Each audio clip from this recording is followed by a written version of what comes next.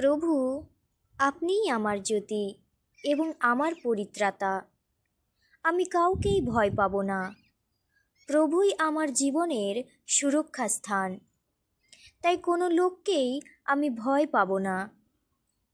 মন্দ লোকেরা আমায় আক্রমণ করতে পারে এবং আমার শত্রুরা আমায় ধ্বংস করবার চেষ্টা করতে পারে। তখন তারা হোঁচট খেয়ে পড়ে যাবে। যদি একদল সৈন্য আমার চারিদিকে ঘিরে থাকে, আমি ভয় করব না। এমনকি যুদ্ধে যদি লোকজন আমায় আক্রমণ করে, আমি ভয় করব না। কেন? কারণ আমি প্রভুকে বিশ্বাস করি। প্রভুর কাছ থেকে আমি কেবলমাত্র একটা জিনিসই চাইব। আমাকে সারা জীবন মন্দিরে তার সৌন্দর্য দেখবার জন্য এবং তাকে সাক্ষাৎ করবার জন্য প্রভুর মন্দিরে বসে থাকতে দিন। যখন আমি বিপদগ্রস্ত, তখন প্রভুই আমায় রক্ষা করবেন। তার তাঁবুতেই তিনি আমায় লুকিয়ে রাখবেন। তিনি আমাকে তার নিরাপদ আশ্রয়ে তুলে নেবেন। আমার শত্রুরা আমায় ঘিরে রয়েছে, কিন্তু ওদের পরাজিত করতে প্রভু আমায় সাহায্য করবেন। তারপর আমি তার তাঁবুতে বলি উৎসর্গ করব।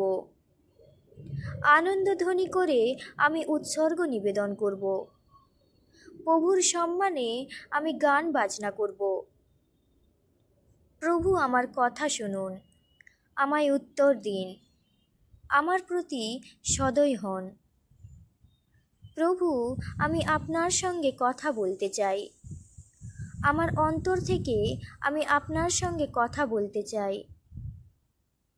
আপনার সঙ্গে কথা বলার জন্য আমি আপনার সামনে এসেছি। প্রভু, আপনার দাস আমি।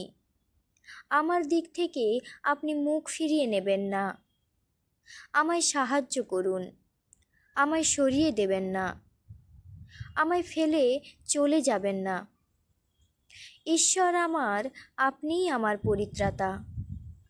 আমার বাবা মা আমায় ছেড়ে চলে গেছেন, কিন্তু প্রভু আমায় গ্রহণ করেছেন। তিনি আমায় তার আপনজন করে নিয়েছেন। প্রভু, আমার প্রচুর শত্রু আছে, তাই আপনার পথ আমায় শেখান, আমায় সঠিক কাজ করতে শেখান। প্রভু, আমার বিরোধী পক্ষকে আমায় পরাজিত করতে দেবেন না, কারণ মিথ্যে সাক্ষীরা আদালতে আমার বিরুদ্ধে কথা বলেছে। আমার বিরুদ্ধে হিংসাত্মক কার্যকলাপ উদ্রেক করবার জন্য তারা এটা করেছিল। আমি প্রকৃতই বিশ্বাস করি যে আমার মৃত্যুর পূর্বে আমি প্রভুর ধার্মিকতা দেখে যাব। প্রভুর সাহায্যের জন্য অপেক্ষা করো। শক্তিমান ও সাহসী হও এবং প্রভুর সাহায্যের জন্য অপেক্ষা করো।